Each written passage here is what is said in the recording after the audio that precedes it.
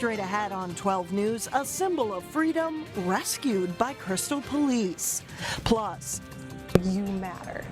You're important. Your photograph is important. A Robbinsdale woman's unique way of delivering joy by capturing something many of us take for granted. But first, a milestone reached for the Northwest Metro's future light rail line. 12 News starts right now. Hello, everyone, and thanks for joining us. A major milestone is reached for the Bottineau Light Rail Line. Yeah, after 2 years of public meetings and open houses, officials from Metro Transit released the Metro Blue Line Extension's final environmental impact statement. Delane Cleveland joins us now with more on the significance of this document. Delane? Yeah, Mike and Alex, the entire document is more than 3,000 pages long. Essentially, it outlines the project that the Met Council plans to build once they get the funding in place. I mean, we've picked the alignment, we picked the station locations, we picked the places that we're going to be building park and rides and other infrastructure that's associated with the project. But that's not to say that if people think and see that there's still a way we can make the project a better project in the way we've defined it, you know, those are still open and available. It's on the table. In the 3,000-page document, project officials say that they've outlined ways to eliminate most of the noise impacts through the 5 corridor cities. They've also identified ways that they plan to eliminate potential vibrations in residential neighborhoods. And the report also talks about what they've done to minimize the impact to wetlands in Robbinsdale and Golden Valley. A lot of that information is contained in the document and is available for folks to take a look at and to read and understand and be aware. And if anyone has comments or questions about the document, people have until August 15th to submit them. And Mike and Alex, it is a huge document, but there is a summary that's about 56 pages, a little bit less daunting than the 3,000. So if people want to take a look at that, we'll have a link on our website at 12.tv. All right, good to know. Thanks. Thanks a lot, Delane. The upcoming August 9th primary election will narrow the field of candidates running for office on the November ballot. In Brooklyn Park, there are more than a dozen candidates running for city council. At a candidate forum Thursday evening, the 3 council candidates in the Central District had a chance to square off on the issue of police and community relations in the wake of the Philando Castile shooting. Specifically, what will you do as a council member to examine how police are trained?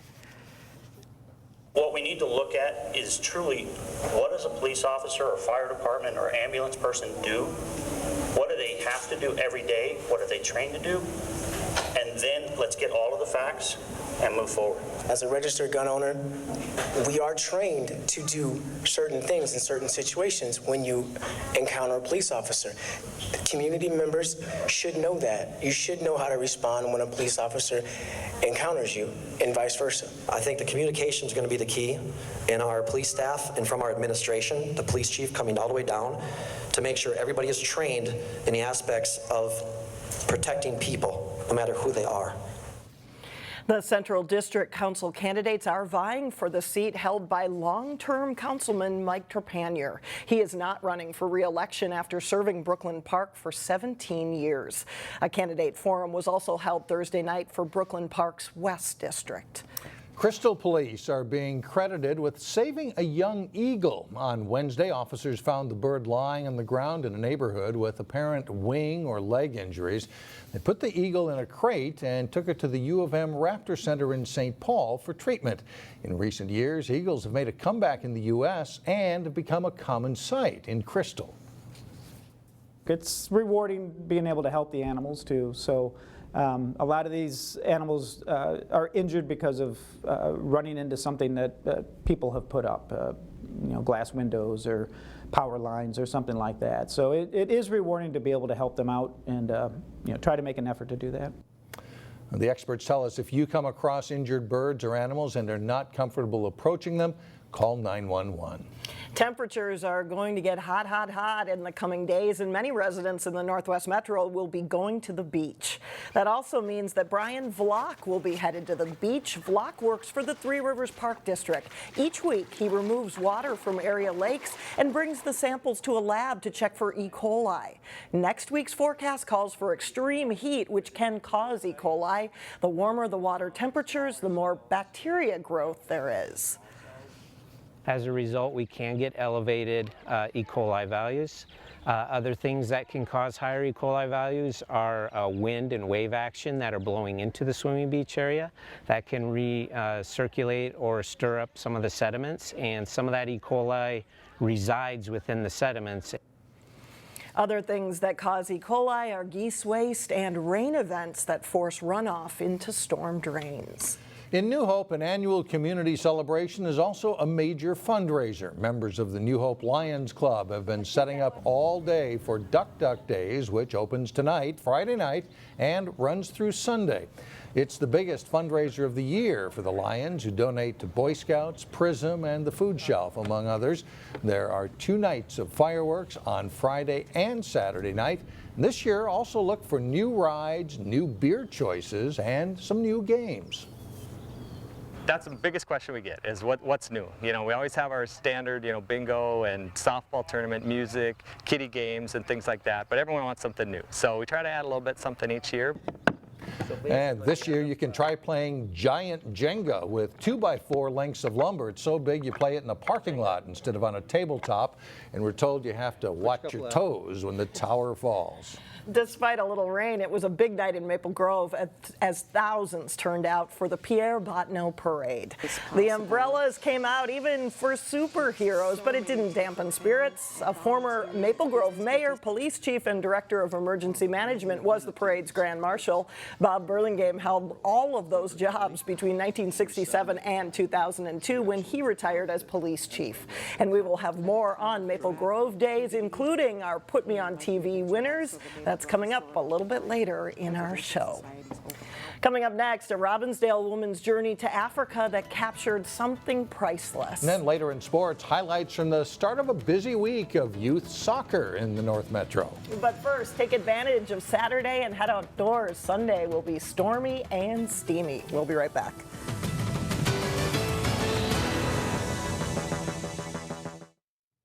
Well, in the age of selfies and profile pictures, it's hard to imagine living in a world where you don't own a single photo of yourself or your family. But for people in many parts of the world, photographs are a luxury. Reporter Shannon Slatton shares the story of one Robbinsdale woman who plans to travel to the poorest countries, taking and then giving away photographs.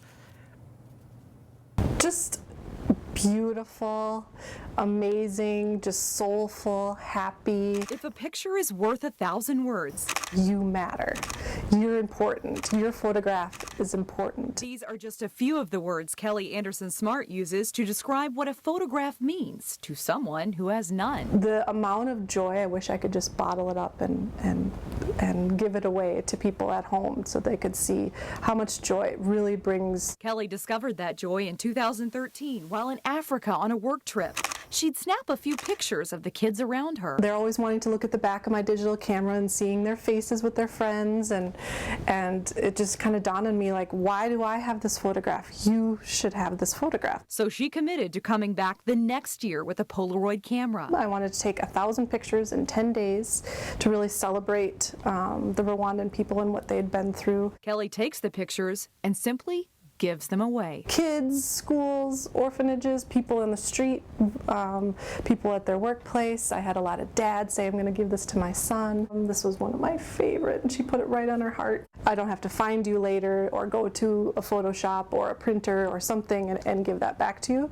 So it's really just printing and just saying, you're loved. She partnered with Polaroid and formed a nonprofit called Print the Love. This year we're trying to go to Nepal. We're trying to go to every continent and to the poorest countries on every continent. Kelly insists she's not a photographer out to capture beautiful pictures. She simply hopes to capture a thing of everyday beauty that for some will be a joy forever. When you were there giving away the photographs, there's nothing I would ever want to do. In Robbinsdale, Shannon Slatton, 12 News. This woman. Kelly plans to travel to Nepal in November. She is still raising money for that trip, and if you're interested in helping out, you can make a donation on her website. It's printthelove.org. What a cool idea, and she has captured some beautiful photos. That's not what she went out to do, but I think in doing so, she got some really nice stuff. Interesting. Coming up, celebrating Maple Grove Days with a look back at history. But first, they'll be swinging for the fences this weekend at the annual Duk Duk Daze softball tournament. John Jacobson has a preview next in sports. Over 1,100 teams play in either or both the USA Cup Soccer Tournament and the USA Cup Weekend Tournament. The three-day weekend tourney kicked off Friday morning. The Maple Brook Premier girls playing in the 15-year-old flight facing De Pere, Wisconsin in a pool play match. Penalty kick try for Maplebrook in the first half. Alex Johnson shot, though, stopped by De Pere goalie Delaney Steger, who made several big stops in this game. Still scoreless into the second half. Maplebrook forward Emily Mercer gets on a run, steps inside the defender, and lines up her shot here and scores. And that gives Premier a 1-0 lead. And that goal would stand up Maplebrook with other scoring chances on the day, including a shot here by Laurel Stephenson that just goes wide. Maplebrook doesn't allow a shot on goal, and they win by De Pere by a score of 1-0. Former Wayzata goalie Troy Lawanji in goal for Fusion Premier of Plymouth, 19 boys team. They were playing the RYSA Scorpions out of Rochester, and the Scorpions' Zachary Rodemaker left open in front, buries the shot, and it's a 1-0 lead in the first half. Fusion has its chances in the second half. This one by former Breck star Andrew Stemvik off the outside of the net. Fusion can't add the equalizer, losing 1-0. All of these teams are playing its second pool play game on Friday. The weekend tournament wraps up Sunday afternoon. And it's a good weekend for softball, too, especially if you're on one of the teams playing at the Duk Duk Daze tournament in New Hope. I talked with tournament director Mike Schoen about this weekend's events. We have 35 men's teams, D&E, down a little bit from last year, but we got a great field. We got 9 of the top 20 in the state playing in it. And then we also have 9 co-ed teams playing, so we got a good field there as well. That tournament's starting to grow for us. So we also have a beanbag tournament going on down here on Saturday. Sign up for that's at 12. The tournament starts at 1. It's $20 a team. So if you like throwing the beanbags, come on down for that. It's a lot of fun. So we're also doing minnow races this year, something that'll be fun down at our softball tent down here. So that's kind of a neat deal that we do too. A lot of good teams that are coming in this year. You lost some teams up to Class C, right? But you have a lot of good D teams coming in. Yeah, we got a great field. We actually just did a tournament draw last night up at Pub 42 in New Hope. And the guys liked that because what we did a draw, seeded the good teams, and then I drew names out of a hat, and they could pick their spot where they wanted to be in the bracket. So it seemed like a lot of the guys really liked that, and they really can't complain where they got fit in the tournament either because they picked their spot. So it was kind of fun. We did that last night. It was something new. Tell me the sites again and the fields that you're using for this weekend. The men's division will be at Northwood Park here, where we have 2 fields, down at 49th Ballpark on 49th and Boone, and then the Victory Park over by the New Hope Public Works building is where the men's will be. The co-rec is going to be down at Lions Park on 38th and Maryland. A lot of these guys, they like playing in the carnival tournaments because, I mean, we just keep it fun and you come down and have a great time. You got the fireworks and everything going on, and they all love playing them. I mean, it's a good time, especially the local guys. They like to come and play in their hometown, and they see all their friends. It's kind of like a class reunion, too, so for some of them. So, of the teams that you have registered, how many have played in this tourney before? I would say a good 75%. They all come back. And, the teams that got bumped up, there was a bunch of them that were disappointed and hoping we'd add a C division, but our fields are just too short for that here. So, it'll keep growing and it keeps going, and people just have a great time, and that's what keeps bringing them back. Games begin late Friday afternoon with the championship in the D division tourney scheduled for 1 o'clock Sunday at Northwood Park. Hopefully weather will hold up for both soccer and softball and they get all those games in. Absolutely. Thanks a lot, John. Up next, a Maple Grove history lesson. Something you may not know about the city when we come back. Dozens of people sent in selfies along the parade route in Maple Grove Thursday night for our Put Me on TV drawing. And after every local parade, we pick 3 winners, and here they are. Here are the 3 winning selfies from Maple Grove, chosen at random. They'll get a prize package worth more than $50. Many other photos can be seen as part of our parade coverage, which replays Saturday here on Channel 12 at 10 a.m. and then Sunday evening at 7 p.m.